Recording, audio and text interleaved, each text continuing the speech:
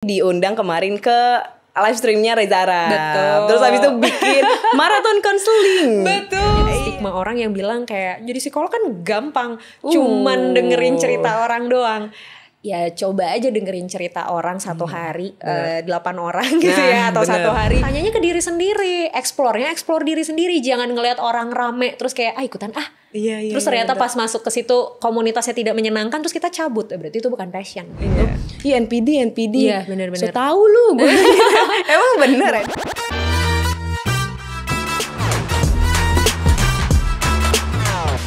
Welcome to Keypods. Hari ini kita akan ngobrol dengan Kak Indah, psikolog dan juga content creator. Halo. Rame. Kita senang loh Kak ada psikolog hari ini karena Terima kita semua kasih. stres. Oh gitu. Emang kayak butuh sesi ya kayak semuanya ya. Jadi sekalian ngobrol, sekalian kita konseling gratis boleh lah ya. Gak masalah. Tapi Kak Indah ini masih punya. Tadi kita cerita terus ternyata Kak Indah masih punya kayak konseling service lah ya. Iya, betul. Sampai sekarang masih aktif. Masih aktif dan bahkan alhamdulillah makin aktif. Wih, mantap, alhamdulillah. Nah, aku kepo sebenarnya kan kayaknya nih terbagi dua nih. Kalau bukan dulu sih, sebelum Lebaran kayaknya permasalahannya ya mungkin per duit-duitan. Tapi abis itu setelah THR kayaknya duit tuh bikin agak nyaman sedikit. Nah, setelah THR, maksudnya setelah bikin Lebaran, pusing lagi. Benar pusing. Tapi kira-kira yang sering ke Kak Indah apa Kak permasalahannya? Aduh, beragam banget lagi sebenarnya kalau dibilang ini. Cuman mungkin kalau aku rata-ratain dari sepanjang aku praktek, aku tuh praktek kan udah 7 tahun ya kurang lebih. Jadi dari sepanjang aku praktek tuh kayaknya sekitar 60-70% tuh sebenarnya banyaknya masalah relasi. Actually kalau yang datang ke aku ya, 60-70% masalah relasi, mulai dari pacaran, pranikah, pernikahan, pasca pernikahan, perselingkuhan. Itu banyak banget. Family relationship juga ada. Iya, berarti kayak kita ke orang tua juga ada aja yang konseling ya. Orang tua ke anak, adik ke kakak, itu juga ada. Tapi biasanya umur berapa yang datang Kak? Kalau yang datang aku tuh kisaran 20-40 tahunan sih. Jadi kayak dewasa awal lah bisa dibilang kalau tahap perkembangan ya gitu. Dewasa awal. Nah, sisanya paling 30-40% tuh tentang self development. Mulai dari kayak masalah stres, regulasi emosi, karir, pokoknya tentang self development. Malah tapi sebenarnya lebih kecil secara persentase ya berarti ya si stres dan itu ya. Betul. Dan biasanya datang dari apa Gen Z bukan juga sebenarnya? Gen Z milenial cukup banyak sih. Lumayan untuk kan? masalah-masalah ini, terutama kalau masalah kayak stres, masalah kecemasan, regulasi emosi.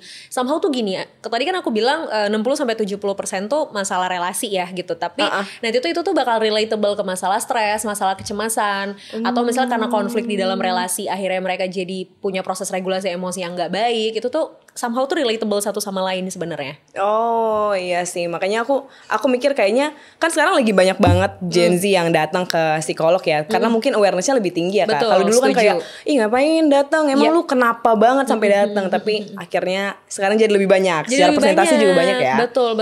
Katanya ternyata Kak Indah ini diundang kemarin ke live streamnya Reza Arab. Betul. Terus habis itu bikin maraton konseling. Betul. Iya, gimana? Draining? Capek. Itu tapi lucu deh. Jadi abis aku tuh nggak menyangka bahwa ternyata antusiasme para penontonnya gitu ya, orang-orang yang nonton, audiensnya tuh ternyata sebesar itu antusiasmenya. Iya, aku ngelihat juga. Pada banyak yang berterima kasih loh ke Kak Indah. Bener. Jadi banyak yang mention aku, banyak yang DM aku, banyak yang komen literally kayak bilang, Kak thank you banget ya gitu. Gue gak ketemu lo langsung tapi kayak merasa terwakilkan, merasa didengarkan dari segala macam gitu. Kenapa aku kaget? Karena jujur abis itu kan aku draining ya, capek. Kayak itu tuh aku 9:30 datang, terus kayak 1:30 atau jam 1 tuh baru selesai. Oh lama. Iya, terus aku kayak diem dulu, makan dulu, ngobrol dulu segala macam, habis itu pulang. Nah, dari pas pulang sampai ke rumah tuh benar-benar perjalanan tuh aku tidur. Aku tidur terus nyampe rumah cuman ganti baju bentar, cuci muka terus tidur lagi. Besoknya aku bangun tuh jam 11. Jadi yang kayak bangun-bangun jam 11 aku buka Instagram tuh udah tung udah rame banget. Jadi kayak kaget gitu, sempet kaget dan banyak banget juga yang nanya, Kak nggak capek? Banyak banget juga nanya gitu. Aku juga Kak, kamu capek nggak sih Kak? Terus Kak udah istirahat belum? Bla bla bla. Ya itu istirahatnya saya adalah saya tiba-tiba bangun jam 11 siang ya. Karena lumayan draining ya banget. recharge energi ya Banget, dari banget. tidur. Parah. Tapi seru. Apa maksudnya?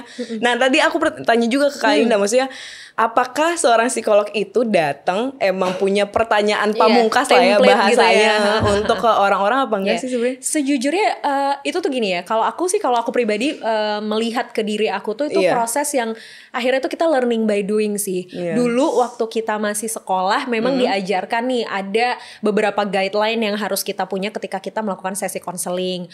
Terus seiring berjalannya waktu kita kan nggak selalu bisa mengontrol klien kita tuh seperti apa ya. Walaupun misalnya kita udah tahu nih dari formulir dia udah bilang masalahnya seputar apa. Tapi ketika dia datang kondisi dia seperti apa, personality-nya bagaimana kan sesuatu yang kita nggak bisa kontrol. Jadi somehow guideline itu dibutuhkan tapi jangan sampai malah bikin kita tuh kaku.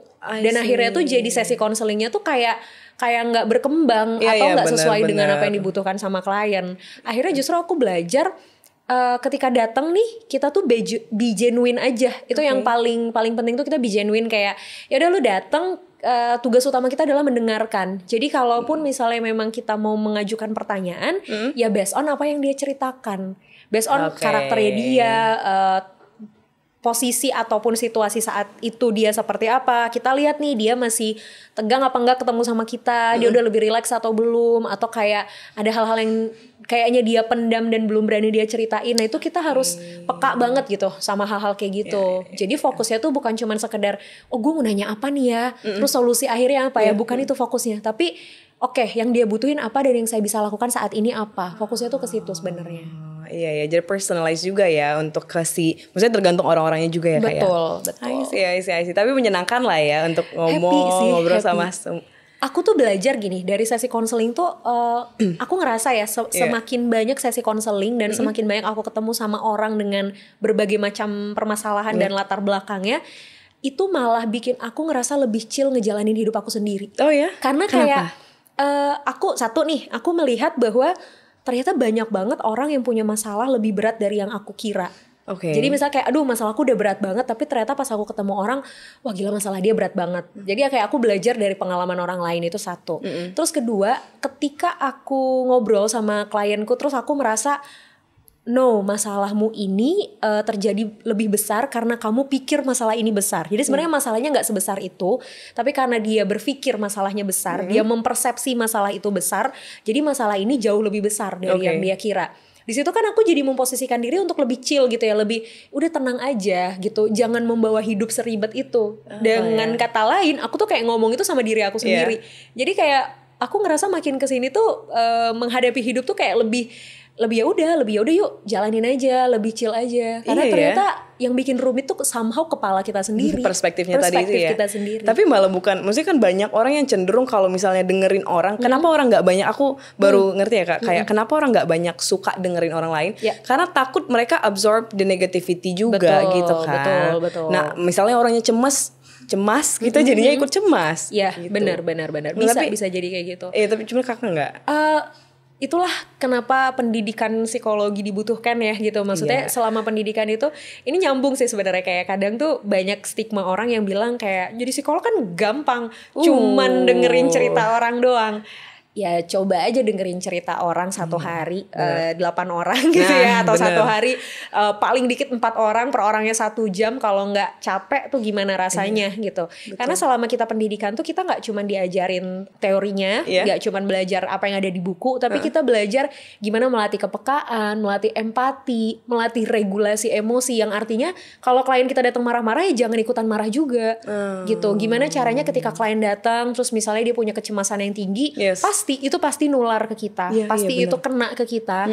Tapi gimana proses yang harus kita lakukan supaya ini tuh nggak malah jadinya kita yang draining, gitu. Kita harus paham kapasitas diri kita harus tahu kapan kita istirahat, batasannya seperti apa, dan itu kan susah ya menurutku gitu.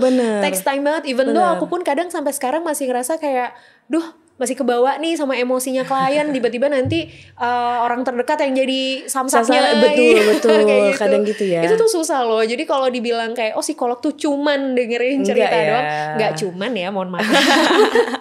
Ada emosi di dalamnya, ada usaha, ada effort segala macem ya.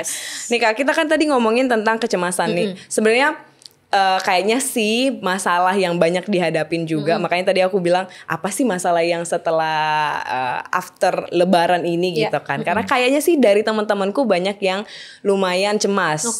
Nah tapi cemasnya bukan cuma sekedar ya apa ya, karena lingkungannya juga mungkin lagi, ya kita tahu ya politik stances kita lagi kayak gini juga, itu sedikit banyaknya ngelihat berita-berita bikin cemas. Betul. Nah tapi makanya aku bilang pas kakak datang kayaknya happy nih, karena kita bisa tanya apa sih, maksudnya sampai sebesar apa kecemasan kita baru kita bisa konseling. Itu misalnya. Ini pertanyaannya susah-susah gampang. Kenapa? Karena sama mengukur mengukur besar dan kecilnya kecemasan seseorang tuh bisa beda-beda. Misalnya kayak menurut aku kecemasan aku tuh bisa dibilang besar kalau aku udah nggak bisa tidur misal. Tapi mungkin di orang lain tuh range kecemasannya nggak di situ. Siapa tahu dengan dia cuman kayak deg-degan dikit aja itu tuh sudah mengganggu aktivitas dia sehari-hari. That's why kita udah bisa bilang dia butuh psikolog. Artinya sebenarnya gini, indikatornya tuh bukan besar kecilnya, tapi bagaimana dampak ke aktivitas kita sehari-hari. Kalau ternyata kecemasan kita ini udah mengganggu aktivitas kita sehari-hari, it's really okay kok to seeking for help. Gak apa-apa untuk datang ke psikolog, gak apa-apa untuk melakukan sesi konseling. Atau bahkan gak harus nunggu jadi besar dulu, gak apa-apa. Ada orang yang datang ke psikolog, kenapa mau datang?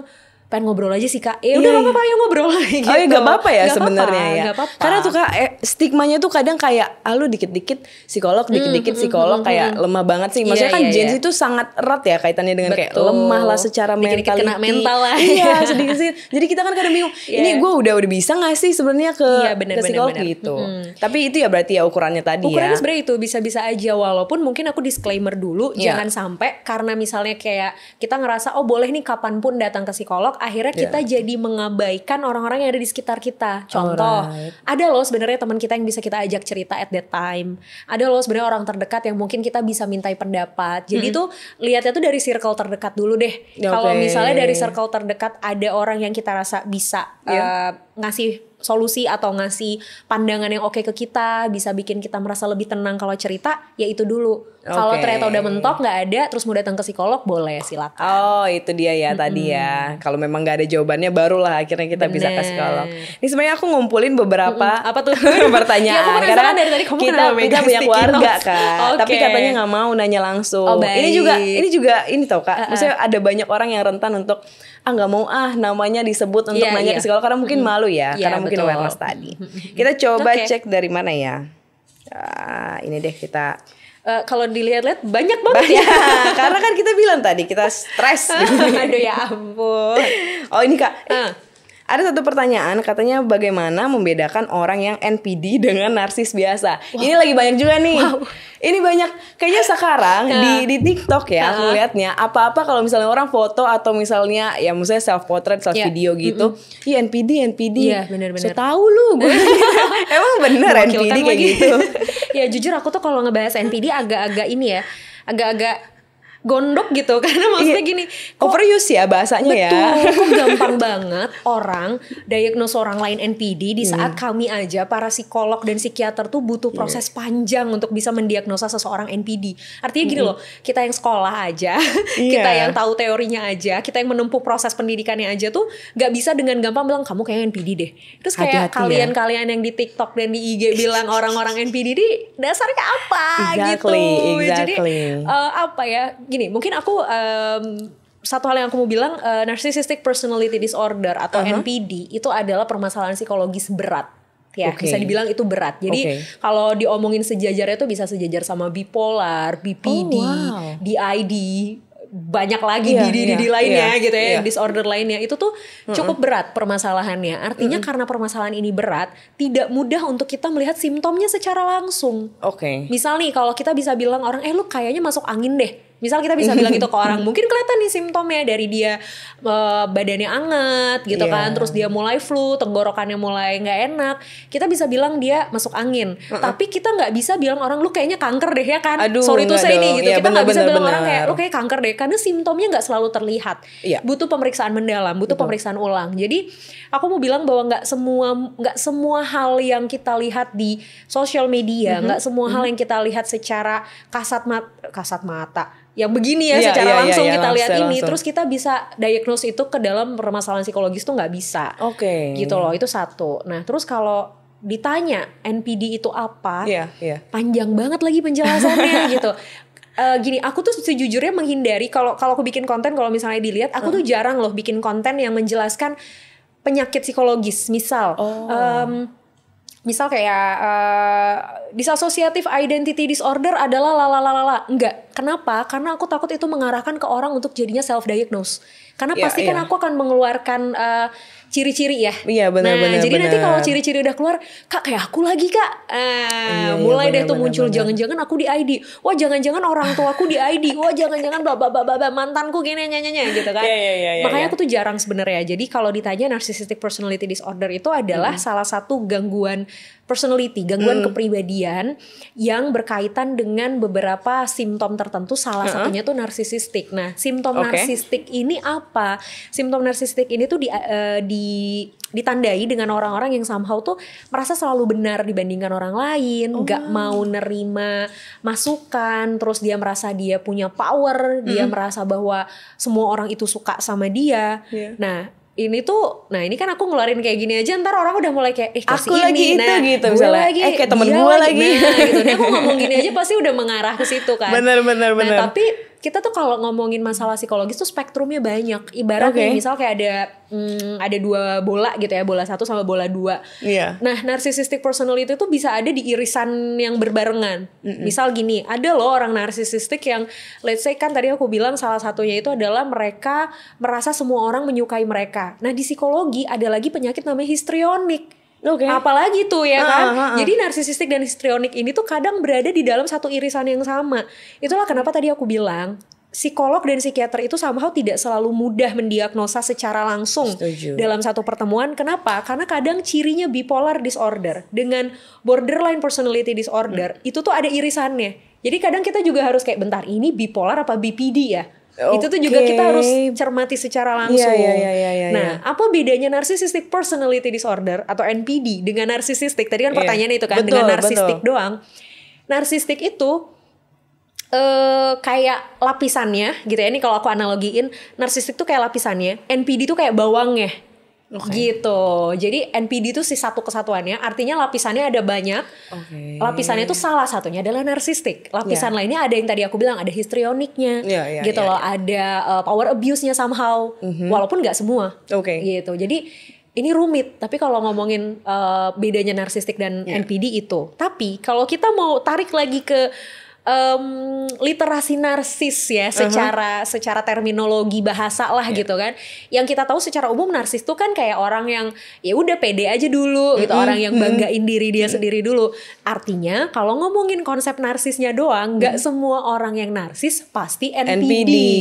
Nggak semua orang yang suka tampil dan ngomongin diri pasti kena masalah psikologis gitu. Jadi lapisannya banyak, jangan langsung kayak di over judgment bahwa oh kalau lu begini berarti lu punya masalah psikologis ini, ya enggak juga. Ya jadi stop ya mungkin ya overclaim self proclaim juga nggak boleh ya untuk self diagnose tadi nggak boleh juga ya Kak. Benar. NPD apa segala macam. Oke, nextnya ada pertanyaan, Kak kenapa sih aku selalu cemas? Gimana caranya kita supaya nggak cemas di dunia yang tidak yang uncertainty kayak gini? Oke. Ini ya general ya sebenarnya. Maksudnya cemasnya kira-kira apa gitu? Oke, jadi gini, sama kayak yang tadi aku bilang ngomongin besar kecilnya tingkat kecemasan seseorang. Somehow tiap orang itu punya kayak base kecemasannya masing-masing. Ada orang yang terlahir dengan tipikal yang memang mudah cemas. Ada orang yang terlahir dengan tipikal yang nggak gampang cemas. Nah ini kan tentu mempengaruhi bagaimana proses berpikir dan dia mengambil keputusan di kehidupan sehari-hari. Kalau misalnya tadi ditanya, kenapa ya aku tuh mudah cemas terhadap berbagai hal gitu kan di kehidupan yang serba tidak pasti ini gitu kan. Satu yang mutlak adalah hidup memang tidak pasti. Betul. Ya kan? Hidup nggak pasti aja udah bikin kita puyeng. Kenapa kita memusingkan sesuatu yang udah bikin puyeng? Ngerti gak sih? Jadi kayak kalau waktu itu temanku pernah ngomong gini, anak, misalnya dia punya anak, anak dia ngeberantakin mainan itu udah bikin pusing. Jangan memilih tindakan lain yang bikin dia lebih pusing. Contoh, marah. Marah. Oh iya. Dengan dia ngelihat anak yang ngeberantakin mainan itu bikin pusing. Kalau dia marah-marah, itu pusingnya jadi double. Oke. Jadi pilihlah pusing yang sederhana gitu dengan tanda kutip gitu. Sama kayak si kecemasan ini. Pertama kita mesti ngecek nih, kamu tipikal orang yang memang mudah cemas atau enggak? Karena itu beda. Kalau orang-orang yang mudah cemas biasanya memang ada trigger dikit aja, trigger yang kecil aja tuh bisa bikin dia jadi nggak tenang. Itu ada, itu satu. Kedua, kecemasan itu relate banget, erat banget kaitannya dengan bagaimana kita mencoba memikirkan hal-hal yang tidak pasti tadi. Oke. Contoh gini, manusia itu biasanya kan cenderung akan lebih cemas, cenderung akan lebih tidak nyaman dan tidak tenang kalau menghadapi situasi yang tidak pasti. Contohnya apa? Masa depan. Banyak omongan orang, gitu kan, Yeah. Hasil dari sesuatu yang sedang kita perjuangkan itu kan semua tidak pasti ya. Yeah. Artinya kalau misalnya kita merasa semua hal yang kita pikirin itu bikin kita merasa cemas, kurangin memikirkan hal-hal yang kita tahu nggak bisa kita kontrol.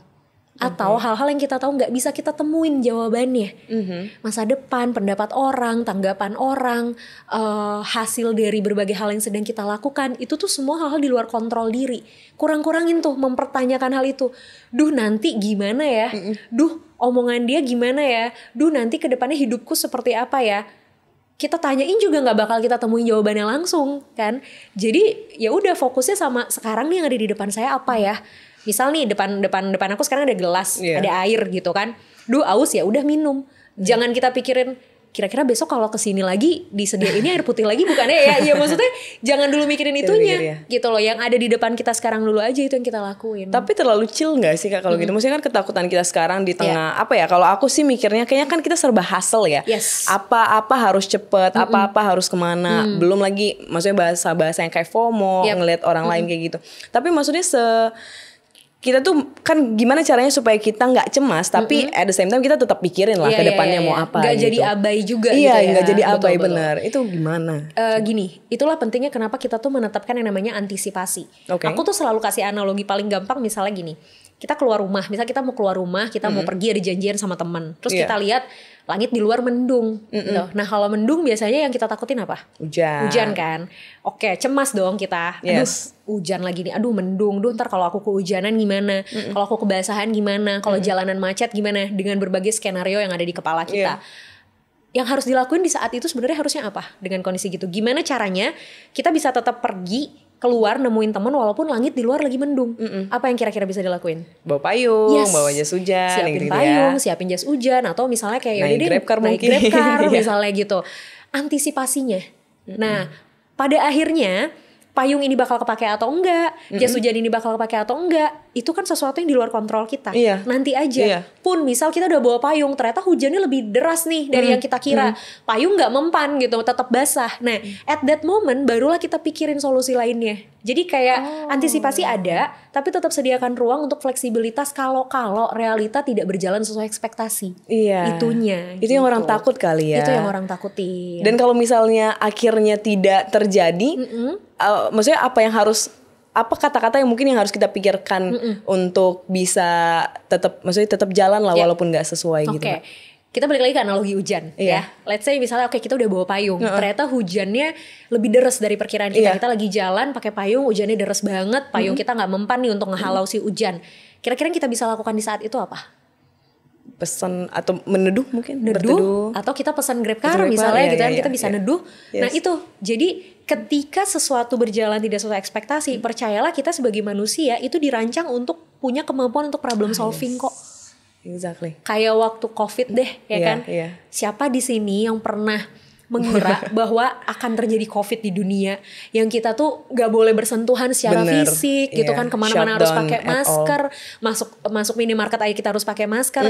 Gak ada yang pernah mengira itu akan terjadi kan, tidak ada yang pernah mengantisipasi bahwa someday COVID akan terjadi di dunia ibaratnya. Tapi ketika COVID itu terjadi, at the end kita bisa beradaptasi kan? Karena apa? Karena kita memikirkan di situ, oke, dengan kondisi ini COVID, saya tetap harus beraktivitas, saya tetap harus kerja. Apa ya yang bisa dilakukan di saat ini? Oke, either itu kita pakai masker atau akhirnya terciptalah WFH dan WFA itu gitu kan. Jadi ya manusia tuh sebenarnya dirancang untuk beradaptasi dengan situasi kok. Tenang aja. There's always solutions lah ya untuk setiap problemnya. Yang penting apa? Tenang. Nah itu dia yang susah sebenarnya Kak. Nah ini pertanyaanku sebenarnya nyambung karena kalau kayak sekarang ya banyak juga lah mungkin cases-cases yang apa ya namanya? Misalnya kita lagi bingung, lagi cemas antara memilih untuk stay. Ini bicara tentang karir ya. Untuk stay misalnya di satu kantor gitu, yang menghabiskan waktu kita, yang meminta kita berdedikasi, atau misalnya pergi freelancing lah untuk bigger opportunity. Tapi kan at the same time, bigger opportunity mungkin gak akan datang sekonsisten yang kita di kantor gitu kan. Nah itu maksudnya orang tuh banyak cemas yang kayak gitu. Tapi gimana? Maksudnya apakah nggak apa-apa? Apa sih yang harus dilakukan orang? Apa sih pertimbangannya gitu? Iya. Oke. Gini, kalau di psikologi itu ada istilah namanya work value. Oke. Jadi ketika kita bekerja, kita tuh harus tahu dulu work value kita tuh apa. Yang work mau value. Kita cari di pekerjaan ini apa? Oke. Nah, work value ini tuh somehow tergantung dari prioritas dan kebutuhan kita saat itu apa. Oke. Contoh, misal gini, kalau fresh graduate kan rata-rata pola pikirnya atau work value-nya tuh adalah ya udah deh nggak apa-apa kerja apa dulu aja deh gitu, yang penting yang penting dapat penghasilan, yang penting ngerasain gaji gitu. Kalau fresh graduate kan rata-rata itu tuh work value-nya. Jadi mungkin dia nggak akan terlalu mikirin kapabilitas perusahaan atau kayak lingkungannya gimana ya, itu nggak terlalu jadi concern di tahun-tahun awal, karena yang penting saya dapat kerjaan dulu aja deh. Nah kemudian di tahun-tahun berikutnya itu berubah, nggak apa-apa banget. Artinya kita harus evaluasi lagi work value kita saat itu apa. Misal, 3 tahun kita di perusahaan itu sejak kita fresh graduate. Setelah 3 tahun misalnya kita mulai mau mempersiapkan pernikahan misal gitu. Misal kita udah mau nikah, terus orang tua juga udah mulai harus dibantu misalnya secara finansial gitu. Artinya kan kebutuhan dan prioritas kita saat itu sudah berubah. Nah, ketika kebutuhan dan prioritas sudah berubah, kita pertimbangkan, berarti dengan kebutuhan dan prioritas kita saat ini, value yang saya cari dari pekerjaan sekarang apa? Kayaknya yang saya butuhin sekarang adalah biaya nih, financial. Artinya saya butuh pekerjaan dengan gaji yang lebih besar. Either kita minta promosi ke si perusahaan yang sama, atau kita cari opportunity lain di perusahaan lain. Baru kemudian kita bisa pindah. Nah, permasalahannya adalah gini, banyak orang yang mungkin mudah menemukan work value-nya, tapi sulit untuk membuat keputusan karena apa? Takut akan resikonya. Betul. Iya sih Mbak, di sini tuh ini tuh opportunity-nya lebih besar. Tapi gimana ya? Misal kayak tadi freelance. Freelance tuh opportunity-nya lebih besar, tapi kan saya nggak bisa pasti paham tiap bulan tuh saya dapat berapa tuh. Bener.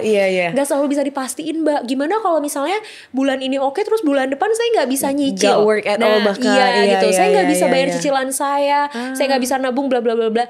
Nah itu resikonya gitu loh. Jadi ketika kita membuat keputusan pun kita harus memikirkan dengan resiko yang ada, gimana kita nambel resikonya ini. Misal, kalau dulu karena tiap bulan gaji kita pasti ada berapa, kita udah nggak mikirin tuh tiap bulan, ya udahlah jajan, yang penting cicilan tiap bulan atau kebutuhan tiap bulan terpenuhi gitu. Jadi sisa duit itu bisa dipakai buat jajan. Nah, semenjak kita freelance berarti kan alokasi dana, budgeting, nabung dan sebagainya itu harus diatur ulang. Proses itu yang kita harus reset gitu loh. Jadinya dengan keputusan, selain kita mikirin work value kita, kita juga harus tahu dengan resiko yang kita hadapi kita harus apa ya. Proses itunya yang harus dilaluin juga. Jadi berarti benar-benar harus berani. Ini kan maksudnya nggak cuma apply di pekerjaan ya menurut aku ya. Kayaknya di tempat-tempat lain, bahkan di relasi pun. Jadi memang harus berani ngambil resiko berarti ya. Tapi resiko yang terukur gitu resiko ya. Resiko yang terukur, resiko yang kita rasa bisa kita hadapin. I see. Kalau misalnya resikonya udah kayaknya beyond our imagination gitu ya, berarti nggak usah diambil jangan. Resiko yang kita gitu ya. yang kita ambil tuh harus kita sesuaikan dengan kapasitas kita, sumber daya kita. Misalnya gini, udah deh saya mau resign aja gitu. Saya mau resign aja, saya mau buka usaha aja. Tapi ternyata kita tuh nggak punya relasi, kita nggak punya modal yang cukup, atau kita punya modal nih, tapi modal ini tuh the one and only yang kita punya. Kalau ini diputar buat bisnis, kita nggak punya lagi. Nah itu kan resikonya tidak sesuai dengan sumber daya dan kapasitas kita. Jangan nekat. Iya, itu gitu dia loh. yang Itu yang nggak harus boleh nekat. dihitung dan diukurnya. Bener-bener, karena biasanya Kak banyak juga kayak maksudnya kita nggak bisa menfilter banyak banget konten-konten di sosial media yang maksudnya nge-encourage udah nekat aja, modal nekat, you can do bla bla bla, you can get apa-apa kayak gitu kan. Sementara harusnya ada yang terukur gitu ya. Iya, makanya betul. banyak orang yang FOMO juga menurut aku ya. Iya bener, Iya setuju, kan, banyak banget. Nah itu juga maksudnya permasalahan. Aku juga karena kan kita kan selalu ngomongin ya udah passion lah. Ini tuh kecemasan loh karena aku jadi banyak banget ngomongnya karena kayak yaudah kita mau ikutin passion tapi somehow sebenarnya itu kayaknya karena ngikutin orang lain ya, misalnya orang lain. Contoh kecil orang lain main olahraga apa kita kayaknya harus ikut kayak gitu. Bener. Itu apa sih yang harus kita tanemin di diri kita supaya udahlah lo kalau lo tetap keren kok walaupun nggak main pedal gitu misalnya. Aduh ya. Sorry ya pedal lover. Iya lagi. Nggak apa-apa kok nggak pilates tetap keren kok gitu misalnya gimana sih caranya? Bener. Sebenarnya gini, semua tuh kan balik lagi ke pemahaman kita akan diri kita sendiri ya. Kalau ngomongin passion itu kan sesuatu yang dibentuk oleh diri dan nyaman untuk diri. Bukan apa yang dilakukan oleh orang lain dan kita into to the activity, bukan itu gitu. Passion itu tuh kita temuin dan ternyata nyaman nih gue di sini, ya udah yuk lanjutin. Contoh misalnya gini, the way aku nemuin passion aku deh, contoh ya, aku ambil contoh gini. Dulu tuh waktu aku SMA, dulu waktu aku belum berhijab, aku tuh aktif di ekskul dance. Sampai akhirnya aku kuliah dan segala macam tuh aku emang beneran ikut dance community di kampus, terus aku lomba, dapat piala dan segala macam. Aku even gak pernah berpikir dari kecil bahwa aku tuh akan terlibat ke dunia dance. Jadi kayak kenapa akhirnya aku bisa tahu itu passion aku. Waktu SMA ada biasalah disuruh milih ekskul dan segala macam. Aku tuh tahu aku suka seni. Jadi kayak aku tuh suka paduan suara, aku suka teater dan segala macam. Nah kebetulan di sekolah aku tuh si ekskul seninya tuh gabungan, semua tuh ada band, ada angklung, ada apa segala macam gitu, semua ada. Salah satunya tuh dance. Terus aku awalnya penasaran doang gitu. Coba deh, coba. Aku nggak punya bakat sama sekali, nggak pernah belajar nari sama sekali, nggak pernah ikutan sanggar apapun sama sekali.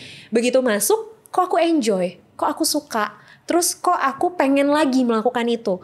Disitulah akhirnya aku memahami, oh ini passionku. Walaupun sejujurnya saat itu gak banyak yang gabung di dance itu tuh gak banyak. Jadi kayak orang itu lagi. Kayak kita cuman berlima lah, paling banyak 10. Itu pun seleksi alam kayak gitu kan. Terus kalau mau lomba juga kita bener-bener kayak cari baju sendiri, nyewa kostum sendiri. Tapi tetap kita lakuin. Nah artinya passion itu adalah sesuatu yang ketika kita melakukan apapun tantangannya, sebesar apapun tuntutannya, kita tetap mau melakukan dengan sepenuh hati, itu passion.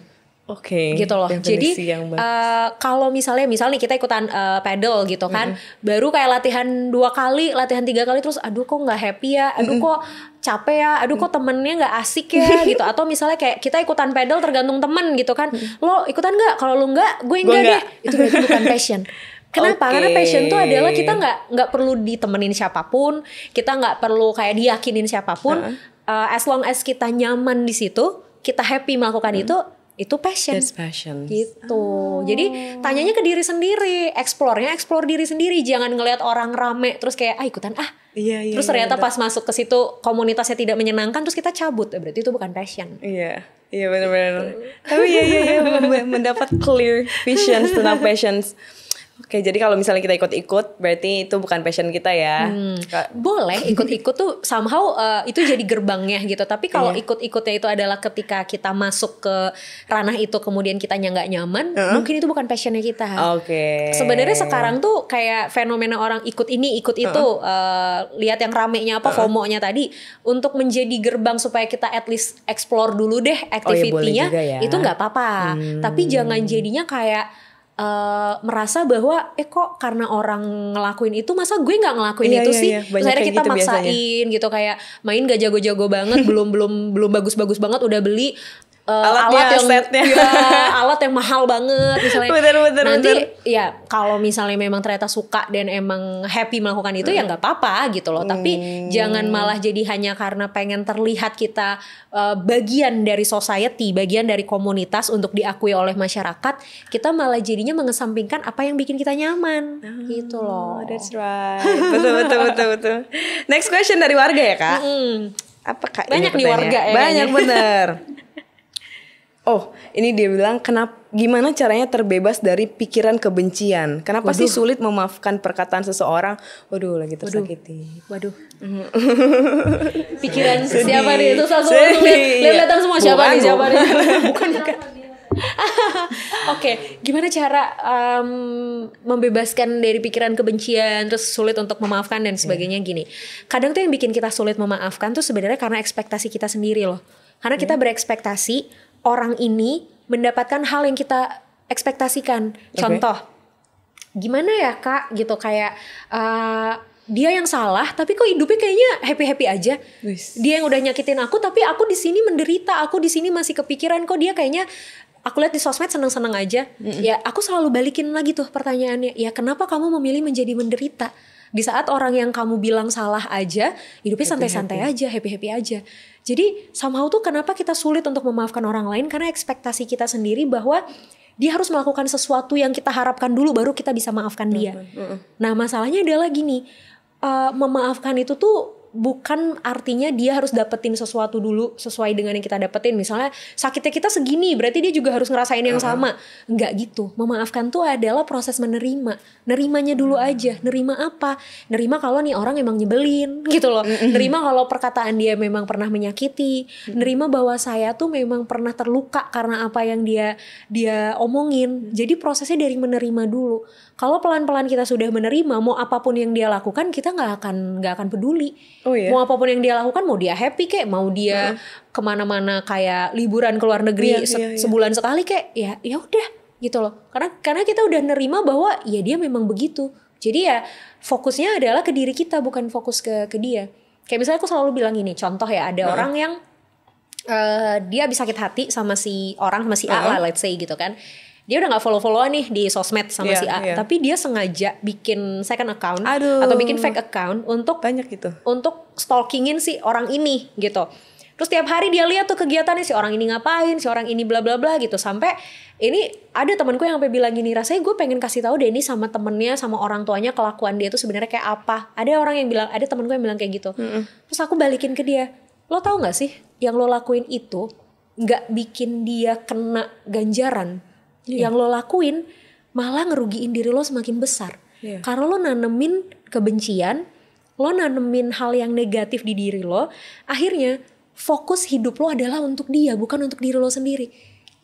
Dia sengaja bikin fake account untuk nge-stalking ini orang, setiap hari kehidupannya dipantau. Effort banget ya. Lo effort banget. Iya, terlalu effort. Spesial itu banget ini orang gitu lagi. loh. Jadi jangan membuat dia berada di situasi yang spesial. That's why aku selalu bilang gini, kalau lu tahu nih orang pernah nyakitin lo, justru yang harus lo tunjukin ke dia adalah betapa bahagianya hidup lo sekarang. Kenapa?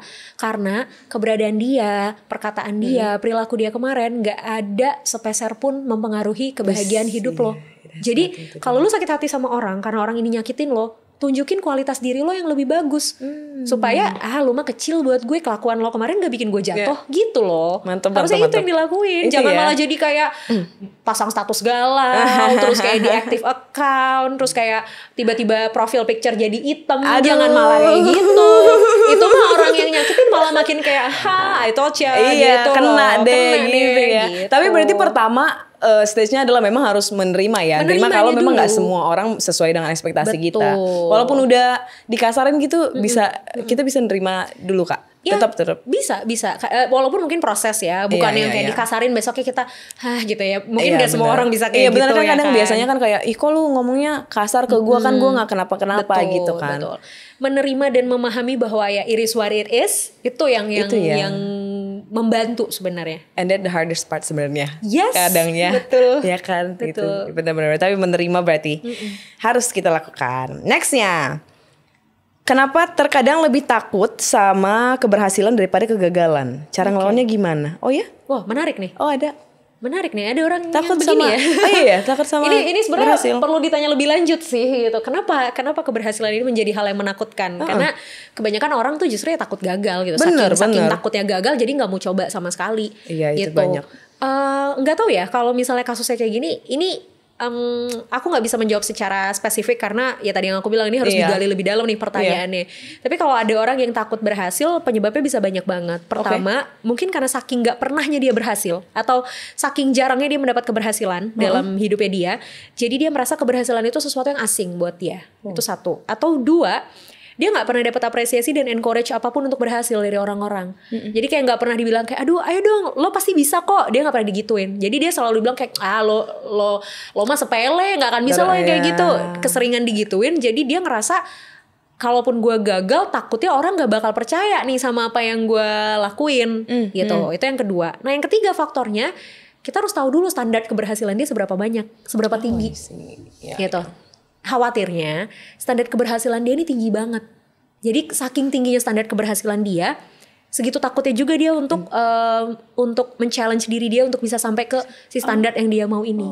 Faktornya bisa banyak banget lagi. Jadi mungkin ini jawabannya masih ngegantung sih sebenarnya. Iya benar. Tapi ada ya ternyata ada ya ternyata. kayak gitu aku ya. pun baru dengar sih ada yang takut untuk berhasil. Ini next questionnya, bener gak sih Kak kalau multitasking itu bikin cepat lupa? Misalnya kita udah kerja, tapi pulang kerja kita harus ngurusin kerjaan lain. Dalam kurung usaha pribadi. Usaha pribadi. Oke. Gen Z biasanya yang nanya-nanya kayak gini. Gen Z kan gak bisa ngerjain satu hal dalam satu waktu. Tapi itu tuh bikin overwhelm tau Kak. Iya. Kadang memang. maksudnya kan kita udah dalam pikiran, oke, gue abis ini kayaknya mau daftar apa, mau ini. Tapi akhirnya lupa. Dan itu gampang terdistraksi banget, bener gak Kak? Nah, nih aku disclaimer dulu konsep multitasking yang sesungguhnya ya. Boleh. Jadi banyak orang yang salah kaprah selama ini tentang multitasking sebenarnya. Banyak orang yang berpikir mengerjakan satu hal secara sekaligus atau kayak lagi kerja tapi mikirin hal yang lain itu aka multitasking. Sebenarnya enggak. Jadi gini, multitasking itu adalah ketika kita mampu mengerjakan berbagai macam hal sekaligus, berganti dari satu pikiran ke pikiran lain tanpa terganggu satu sama lain dan semua itu bisa dikerjakan sebaik-baik mungkin. Itu multitasking. Kalau bahasa psikologinya, multitasking itu berkaitan dengan fleksibilitas berpikir. Nah, fleksibilitas berpikir ini itu berkaitan dengan ranah kognisi level up yang paling atas gitu loh. Jadi orang-orang yang multitasking biasanya kemampuan kecerdasannya tinggi, biasanya juga mereka cenderung punya kemampuan yang baik dalam problem solving, decision makingnya jago banget. Contoh multitasking yang terjadi adalah gini, misal kita lagi ngobrolin soal kecemasan nih, misal gitu. Terus tiba-tiba teleponku bunyi, gitu kan? Bentar, terus aku angkat. Ngomongin soal air di rumah mati misalnya gitu. Ini kan jelas berbeda banget kan. Oh ya kenapa? Oh ya udah kalau air di rumah mati hubungin aja ini gitu si A gitu. Suruh benerin. Oke udah. Nah jadi gini San, kecemasan tuh itu multitasking. Bisa langsung lanjut gitu ya. Bisa langsung switch tanpa terganggu satu sama lain. Atau misal atau misal gini, kita lagi misalnya ada orang lagi ngerjain sesuatu, tiba-tiba dia ditelepon ngomongin hal lain, ini dia jalan, ini dikerjain. Wah itu multitasking. That's why tadi aku bilang multitasking tuh level up-nya dari proses kognisi sebenarnya. Kalau ada yang ngerjain satu hal dan lain hal secara bersamaan tapi jadinya overwhelm, jadinya yang ini dikerjain tapi yang ini diabaikan, atau malah jadinya nggak ada yang bisa dikerjakan dengan baik semuanya, itu namanya kita tidak bisa menentukan prioritas. Bukan multitasking. Bener. Gitu. Jadi harus dibedain sih batasannya antara mana yang semua dikerjain dalam satu waktu. Artinya berarti kan nggak bisa nentuin prioritas, time management kita juga mungkin nggak bagus. Gitu kan. Proses kita problem solving, decision makingnya juga nggak oke. Itu beda dengan yang namanya konsep sebenarnya dari multitasking itu sendiri. Jadi sebenarnya nggak apa-apa kalau ngerjainnya satu-satu aja juga ya. Iya, nggak apa-apa makanya banget. butuh juga planner itu juga kali ya. Skala prioritas itu butuhnya. Itu ya teman-teman ya. Terus ini, overthinking sama panic attack beda nggak? Beda dong. Beda gak? Beda, jelas beda sih. Gue so tau lagi beda dong. Beda dong, namanya aja udah beda ya kan. Secara terminologi udah beda. Beda banget. Kalau overthinking itu gini, semua orang tuh pasti overthinking. Semua orang tuh pasti overthinking. Kenapa aku bilang semua orang overthinking? Karena esensinya manusia kan berpikir ya. Kita kan memang dikaruniai proses berpikir. Jadi setiap hari tuh kita pasti mikir. Kita milih mau makan apa hari ini aja tuh ya berpikir. Ya kan? Dan itu sama kan jadi overthinking kayak, duh makan apa ya hari ini, nasi padang apa bakso ya gitu kan. Itu aja kan sama jadi hal-hal yang bikin kita overthinking kan. Betul. Nah kalau panic attack itu adalah situasi di mana kita sulit mengendalikan kondisi tubuh kita ketika menghadapi situasi yang sifatnya tidak terprediksi, menakutkan ataupun tidak nyaman Jadi kayak overthinking itu terjadi di ranah berpikir, ranah kognisi. Kalau panic attack itu terjadi di ranah emosional. Berarti reaksi kita kalau panic attack. Oke. Betul. Jadi prosesnya udah berbeda. Nah, overthinking ini kan tadi aku bilang overthinking itu adalah sesuatu yang wajar terjadi. Tapi bukan berarti jadinya kayak berarti kalau saya overthinking tuh ya udah biarin aja. Enggak. Nah, overthinking ini akan menjadi mengganggu kalau apa yang kita pikirkan tidak kita temui jawabannya. Contoh kayak tadi, hari ini mau makan apa ya? Nasi padang apa bakso misalnya. Kalau nggak nemuin jawabannya kan sampai malam kita terus kepikiran kan. Asam lambung udah keburu naik. Iya benar gitu. Yang ada ntar udah kerubuk-kerubuk gitu. Nah, ketika kemudian kita bisa memutuskan, oh yaudah deh nasi padang aja, selesai tuh. Tidak ada lagi proses berpikir yang over tadi, kan gitu. Nah, makanya kenapa overthinking itu kadang menjadi mengganggu adalah ketika terlalu banyak yang kita pikirkan, tapi nggak ada satupun yang kita jalanin. Itu proses overthinking. Nah, kalau panic attack adalah situasi di mana kita tuh menghadapi hal-hal yang ini di luar prediksi kita, di luar hal yang bikin kita nyaman, di luar hal yang atau hal-hal yang menakutkan bagi kita. Terus kita secara alam bawah sadar kita, badan kita bereaksi akan hal itu. Jadi panic attack tuh juga kadang situasi yang kita nggak selalu bisa kontrol sebenarnya. Nah, tapi bisa kita atasi. Artinya ketika kita sudah mulai merasakan nggak enak nih gitu, ini udah mulai kerasa badan, udah mulai kerasa kaku dan sebagainya, kita harus take time untuk diri kita sendiri buat yuk tarik nafas, yuk kendaliin dirinya, yuk melipir dulu, jauhin dulu situasi yang ramai dan sebagainya, peregangan gitu. Jadi berarti reaksinya biasanya kayak gitu ya Kak, maksudnya badan kaku itu berarti mungkin indikasi untuk panic attack. Nafas sudah mulai terengah-engah gitu. Terus kayak jantung tuh udah mulai degupnya udah mulai lebih cepat dari biasanya, udah mulai deg-degan. Itu sebenarnya salah satu indikasi dari panic attack. Jadi jangan nunggu kita freeze dulu, jangan nunggu kita kayak udah benar-benar gawat dulu baru kita cari pertolongan, tapi once kita harus lebih peka sih sebenarnya sama diri kita sendiri. Kalau udah mulai ngerasa kayak kok nggak enak ya gitu, nafas kok udah mulai nggak nyaman, terus tangan tuh udah mulai kayak kebas ya, bahasa itu kayak kebas gitu loh, kayak udah mulai mati-mati rasa. Nah itu udah mulai harus melipir mungkin ya tarik untuk nafas gitu. Terus kayak udah stretching aja dikit-dikit. Tapi berarti kalau orang yang kayak panik, marah, itu bukan panic attack ya? Beda sih. Kalau misalnya karena kita saking paniknya gitu, kalau itu kan gini, kalau itu tuh ya mungkin panik, itu kecerdasan emosionalnya rendah berarti itu itu bisa nyambung sama kecerdasan emosional. Cuman itu tuh reaksi dari panik, tapi bentuk reaksinya tuh begitu. Bukan berarti itu panic attack. Reaksi panik aja, tapi bukan berarti panic attack. Bukan panic attack gitu ya berarti ya. Oke. Ini salah satu pertanyaan kayaknya semoga tidak terjadi beneran ya. Tapi katanya apa yang bisa dilakukan sebagai teman kalau misalnya nemuin teman memiliki indikasi katanya. Oh wow, ini pertanyaan yang penting sih sebenarnya, karena buat edukasi juga ya ke banyak orang. Jadi ketika kita melihat ada orang terdekat, teman atau siapapun yang terindikasi mengarah ke yang pertama yang perlu kita lakukan adalah be there sih. Ada di sana untuk dia. Dalam artian ada di sana tuh adalah secara fisik kita hadir, secara emosional juga kita hadir, itu dulu gitu. Hadir dulu, temenin dia dulu. Terus ketika kita sudah hadir adalah yuk bantu untuk memvalidasi dulu nih. Memvalidasi dulu emosi yang dia rasain. Kayak kita boleh nanya gitu, kenapa yang kamu rasain sekarang apa? Terus kayak misalnya si orangnya bilang nggak tahu nih, aku putus asa banget, bingung. It's really okay kok kalau misalnya kamu putus asa. Kenapa? Kamu capek ya, kamu marah ya, atau kayak kamu sedih ya dengan semua yang terjadi. Jadi kita validasi dulu. Jangan langsung dibilang kayak, ayolah lo kan kuat, masa gini aja gak bisa. Nah itu tuh bentuk kita tidak memvalidasi. Karena kita mencoba memberikan respon yang tidak sesuai dengan apa yang sedang terjadi sama dia. Itu salah sebenarnya. Dan yang gitu diharapkan juga kali ya. Benar gitu. Jadi kita validasi dulu, pastikan kita ada di sana, kita hadir untuk membuat dia tuh merasa kalau dia tidak sendirian. Nah yang ketiga dan yang paling penting ini adalah sebenarnya bantu dia, ajak dia, temani dia, pandu dia untuk yuk kita datang ke profesional yuk, psikolog, psikiater, atau kalaupun misalnya memang dia butuh bantuan tenaga profesional lain, entah dokter atau misalnya pihak berwajib, boleh ditemenin. Tapi bagus banget sih Kak, berarti be there itu ya maksudnya. Be there. Jangan cuman kayak gini, misal nih gitu. Aku tuh sampai pernah ya, aku tuh waktu itu bukan bikin konten juga sih. Aku kayak ngomong sama teman aku, ternyata makin gede nih kita makin paham ya mana yang care sama mana yang kepo.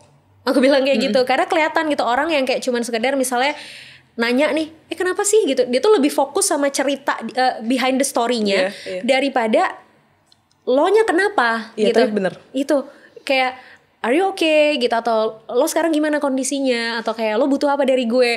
Banyak orang yang lupa akan itu dan lebih fokus ke kenapa sih emang kemarin ada apa sih. Iya. Nah, Gosip ya kalau kayak gitu iya, ya. Bener. Makanya be there tadi tuh adalah situasi dimana kita tuh nggak cuman sekedar nanya kenapa sih emang ada kejadian apa, bukan itunya, tapi kayak gue bisa bantu apa, lo butuh apa, ya udah gue di sana ya. Bener. Kapan lo siap cerita, lo cerita aja. Iya. Itunya gitu loh, bukan kayak kepo dengan emang dia ada apa sih. Iya betul Kak. Gitu. Presence-nya. Ini anak-anak juga kalau ditanya kalian kenapa nangis Kak? Nah, Itu ternyata cuma ditanya kenapa cuma nangis. ditanya mereka. kenapa udah nangis ya. Ini kayaknya last question dari warga ya. Nih, saya mau bertanya, kenapa seorang sering merasakan hampa dan tanpa gairah dalam hidupnya? Itu gimana sih cara menghilangkan perasaannya? Katanya terima kasih. Waduh, ini banyak banget lagi ininya penyebabnya. Yang pertama bisa jadi terlalu gini, dia menjalani hidup yang rutin gitu loh. Itu yang terus ya? repetitif itu Itu aja. terus, Iya, iya, jadi iya. nggak ada perbedaan, nggak ada hal-hal yang sifatnya tuh dinamis gitu dari hidupnya. Jadi ya udah yang dia jalanin itu lagi akhirnya nggak ada drive gitu, dorongan untuk dia melakukan sesuatu yang baru. Itu bisa jadi itu yang pertama. Terus yang kedua, bisa juga karena memang terlalu banyak stres yang lagi dihadapin. Misalnya mungkin kerjaannya terlalu stressful, atau dia lagi ada masalah sama keluarga, ada masalah sama pasangan. Jadinya kayak ya kepenuhan di kepalanya, di badan ini udah kepenuhan. Akhirnya boro-boro mau melihat opportunity lain. Untuk yang ini aja saya udah nggak sanggup nampungnya nih. Males iya ya. kan, Iya, udah kayak bener, udah penuh gitu betul, kan. betul. Itu yang kedua. Nah yang ketiga, dan ini yang sering juga terjadi adalah sering kali tuh dia memendam. Nah banyak orang tidak tahu bahwa efek jangka panjang dari memendam perasaan itu adalah bisa bikin kita jadi kehilangan gairah untuk hidup. Oh iya? Iya. Oh. Karena kita tuh terbiasa tidak menempatkan emosi kita di situasi yang seharusnya. Contoh, kita lagi sedih, harusnya kita nangis, kita malah kayak udahlah, udah nggak usah nangis. Aku kuat. Laki-laki nggak boleh nangis. Nggak boleh nangis, udahlah, nggak usah. Iya. Atau misalnya kayak kita marah sama orang, tapi kita kayak tahan, gak boleh marah. Padahal kan ekspresi marah itu kan banyak ya, nggak harus memaki, nggak harus menyakiti orang lain. Kita sekedar teriak, tapi di balik bantal pun sebenarnya itu udah kita mengekspresikan Bagian kemarahan dari kita. reaksi ya itu ya? Betul, yang Oke, penting oke. kan kita mereaksikan si Oke. emosi-emosi kita ini. Nah, ketika kebanyakan nahan, emosi kita ini jadi belajar untuk menyesuaikan. Menyesuaikan dalam artian ya udahlah, kalau misalnya ada hal-hal yang kerasa signifikan di diri kita secara emosional, ya kita keluarinnya dikit aja, kita keluarinnya segini aja. Non reaktif dia. Non reaktif, betul. Bener. Akhirnya jadi non reaktif. Udah nggak ada lagi sparkle jadinya dalam ngejalanin hidup. Gitu loh, kebiasaan mendem, akhirnya ketika ngadapin berbagai hal jadinya hampa ya, non reaktif tadi. Karena si emosinya jadi menyesuaikan untuk ya udahlah kita biasa aja, nggak usah semeledak kemarin. Iya. Gitu. Oke, jadi berarti caranya adalah mencari challenge mungkin. Iya. Do something different, lakuin sesuatu yang misalnya keluar dari rutinitas kita, hal-hal yang mungkin bisa memacu semangat kita, adrenalin kita, gitu loh. Atau hal-hal yang kita nggak pernah temuin seumur hidup kita, terus kayak it's something curious yang pengen kita lakuin lah. Lakuin aja. Atau mungkin yang kedua berarti ya selesain masalahnya satu persatu biar nggak penat, nggak penuh gitu ya. Hai sih, ini kita mau balik ke si kecemasan tadi Kak. Tapi mungkin satu last questions aja lah ya, one last questions. Kan kita ngomongin banyak orang ternyata cemas, anxiety lah, overthinking, etc lah. Tapi apa kira-kira practical solutionsnya lah yang bisa kita lakuin pas kita bingung, pas kita overthinking gitu? What's your solution? Oke. Praktikalnya ya, gini. At that moment kita overthinkingnya, di momen kita kita overthinking dulu deh, karena overthinking sama cemas kan hal yang berbeda ya. Walaupun kadang bisa jadi sebab akibat gitu, tapi kita bahas overthinkingnya dulu. Kalau di momen kita sedang overthinking, belajar untuk write it down apa yang kita pikirin. Gitu. Jadi overthinking itu kan kalau secara harafiah tuh kayak overthinking, banyak mikir gitu, terlalu banyak berpikir. Artinya terlalu banyak yang sedang kita pikirkan. Tulis apa sih yang lagi kita pikirin tuh apa aja. Yang mengganggu tuh apa aja. Karena gini, kalau diibaratkan overthinking itu terjadi seperti benang kusut. Artinya kalau kita mau nemuin jalurnya balik kan kita harus urai satu persatu kan. Nah, menuliskan apa yang kita pikirkan itu adalah bentuk dari kita mengurai si benang kusut tadi. Kita tulisin, kalau udah kita tulisin, kita tentuin mana dulu yang mau kita beresin. Boleh dari yang paling mudah dulu, boleh dari yang paling sulit dulu, terserah. Itu preference masing-masing. Itu kalau overthinking. Kedua, kalau cemas, yang harus dilakuin apa? Cemas itu terjadi ketika kita out of control our body. Artinya ketika misalnya kita sedang mengalami kecemasan, belajar untuk kontrol diri kita sendirinya terlebih dahulu. Cara ngontrol diri kita kalau lagi cemas gimana? Nafas. Sesederhana nafas. Tadi kita udah bahas, orang kalau lagi cemas, kalau lagi panic attack, detak jantung lebih kencang, nafas udah mulai sulit, ya kan? Terus badan udah mulai kebas. Kebayang kalau misalnya semua back to normal, kalau kita udah mulai ngatur nafas kita lagi, otomatis kan detak jantung sudah mulai normal kan? Detak jantung udah mulai normal, aliran darah udah mulai normal, kebas tadi udah mulai nggak berasa. Artinya ketika kita mengalami kondisi kecemasan atau panik ini, hal yang bisa kita lakukan adalah sesederhana nafas. Ada caranya gak Kak? Maksudnya nafas yang harus dilakukan sih gimana? Ini sebenarnya udah pernah aku kasih tahu ya, dan mungkin beberapa orang juga udah tahu ya teknik ini gitu. Cuman gak apa-apa, mungkin buat yang belum tahu. Aku sih teknik pernafasan tuh ada banyak, ada banyak. Cuman yang biasa aku lakukan dan yang biasa aku kasih adalah namanya teknik 3-4-3. Ini bukan formasi bola, tahu ya? Teknik 3-4-3. Jadi 3 hitungan itu kita tarik nafas, 4 hitungan kita tahan, 3 hitungan kita hembuskan. Tapi lakukan perlahan, jangan kayak 1, 2, 3 buru-buru, jangan gitu, panik dia buru-buru, pelan, bener-bener kayak apa ya? Dinikmati setiap nafasnya gitu ya. Jadi bener-bener kayak kita tuh rasain proses kita nariknya, misalnya. Nggak gitu dong. Misalnya ketika kita narik nafas itu kan kita ngerasa ada diafragma kita naik, diafragma kita terbuka, diafragma kita terbuka, terus kayak mungkin bahu kita ikutan terbuka, itu tuh dirasain. Terus kayak ada bagian dari kepala tuh yang mulai kenceng gitu ketika kita narik, itu tuh dirasain. Jadi kalau bahasanya yoga atau meditasi itu kan suka bilang, ayo rasain nafasnya, rasain badannya. Itu maksud dari merasakan nafas dan rasakan badan tuh adalah semua tuh kita rasain reaksinya. Termasuk ketika nahan tuh apa yang kita rasain ketika nahan nafas. Terus ketika kita hembusin tuh juga ngerileksin lagi badan tuh yang dirasain apa. Gitu loh, itu dilakuin kalau lagi sih panik atau lagi cemasnya gitu. Nah terus tadi, itu kan kalau lagi kejadian ya, saat terjadinya overthinking dan kecemasan. Nah tapi ada beberapa practical things yang kita bisa lakukan sehari-hari untuk supaya membantu kita tuh lebih bisa mengantisipasi kondisi overthinking dan si kecemasan ini. Nah hal yang penting dan harus jadi note buat kita semua adalah istirahat. Teman-teman, istirahat secara literal berarti tidur atau apa? Istirahat yang dimaksud adalah gini, kasih jeda ke diri kita sendiri untuk tidak melakukan apa-apa. Artinya contoh gini, ini konteksnya bisa dari yang skala kecil sampai skala besar ya. Kalau tadi kan kamu nanya tidur atau apa, itu tidur tuh kan skala besar. Tapi skala kecilnya gini, lah gimana bisa tidur kalau kerjaan setiap hari padat dan sebagainya. That's why pilih skala kecilnya. Sempatkan 10-15 menit do nothing. Diem aja. Diem, nafas. Gak nonton YouTube ya, gak sambil nonton YouTube. Karena gini, aku pernah dikasih tahu sama dokter mata.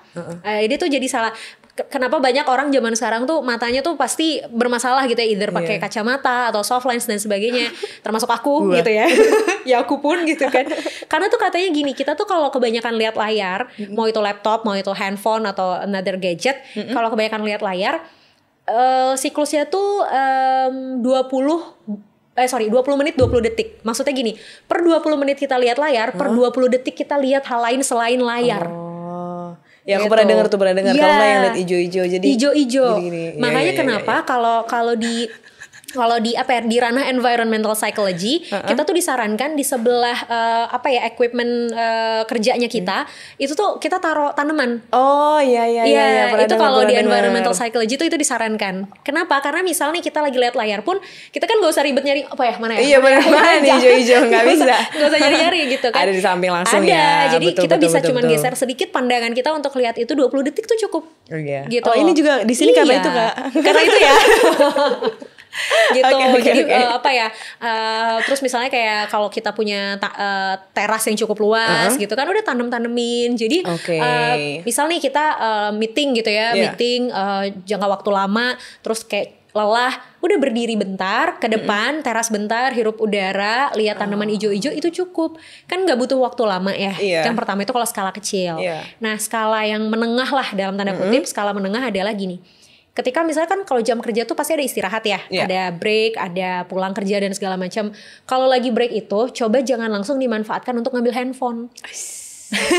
Kayak boleh dipakai untuk kayak ya udah scroll sosial media dan segala macam. Tapi at least beberapa menit pertama ketika kita udah breaknya itu lakuin hal lain dulu. Gitu loh, mau kita minum, mau kita langsung misalnya beli makanan, mau kita ngobrol sama teman, itu gitu, atau mau kita cuman kayak diem stretching bentar, kayak ngulet bentar di kursi tuh nggak apa-apa, jangan kayak oke, break ya udah jam 12 tutup laptop, saat ambil handphonenya sama aja gadget betul. Walaupun yang dilihat memang ya mungkin entertain, hiburan gitu, tapi kan paparan gadget itu bikin lelah sebenarnya secara fisik dan mental. Gitu, itu skala menengahnya. Nah kalau skala besarnya benar tidur artinya gini atau gini iya tidur atau gini, aku tuh selalu kalau aku pribadi ya mungkin beberapa tahun terakhir itu selalu menetapkan seminggu itu dalam satu hari aku nggak ngambil kerjaan apapun. Nggak, even though aku nggak ketemu siapapun. Jadi aku tuh selalu ada satu hari dalam semingguku yang aku bener-bener di rumah. Terserah aku mau ngapain, mau aku nonton Netflix seharian, me time lah ya bahasanya. Me time, betul. Mau aku kayak main game di handphone seharian, mau aku mandinya baru sore, terserah aku. Gitu. Do nothing ya udah gitu. Ya udah, karena aku selalu bilang ini, istirahat pun, bermalas-malasan pun somehow menjadi bagian dari produktivitas. Kalau Senin sampai Sabtunya kita itu isinya udah kerja semua. Betul. Gitu. Beda kalau misalnya kita nggak kerja tapi tiap hari nonton Netflix gitu kan, beda ya. itu bukan produktif. Itu coba dipikirkan ulang ya. Bener. Decisionnya. Oke, jadi istirahat.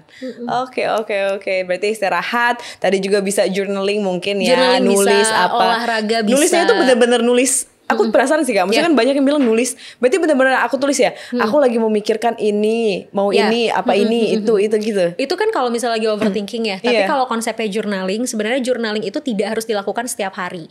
Kapan kita merasa kita butuh menuangkan pemikiran kita yang konteksnya signifikan, itu boleh kita lakuin. Nah yang ditulis pun sebenarnya nggak harus detail. Apa aja kayak misalnya kita kayak saking mumetnya kita, terus kita cuman ngeluarin buku, terus kita kayak mumet gitu, kita tulis gede, terus habis itu kita coret-coret pun it's a part of journaling. Gitu. Bisa. Nggak harus yang kayak aku tuh kayak nulis diary. Kalau memang sukanya begitu, kalau memang sukanya begitu, gayanya seperti itu nggak apa-apa. Tapi kalau misalnya at that time kayak kita lagi males lagi nih nulis gitu kan, cuman pengen ngasih satu kata doang, ya nggak apa-apa. Jadi only need pen sama paper sebenarnya ya. Betul. Kadang teman-teman aku mau journaling dia harus beli buku dulu Kak, beli buku yang cantik-cantik dulu. Ya udah keburu makin banyak masalahnya baru dia nulis. Kalau habis itu bukunya dipakai sih nggak apa-apa ya. Kalau cuma dipajang doang kan sayang. Betul. Kak Ida terima kasih ya udah sharing banyak banget yang kita dapatkan. Semoga menjawab juga. Semoga juga ya bisalah kita praktekkan juga. Karena tadi practical solutionsnya bisa dipraktekkan. Semoga juga project-projectnya Kak Indah lancar ke depannya. Semoga sukses terus. Thank you Kak Indah. Terima kasih juga teman-teman. Sampai ketemu di episode selanjutnya.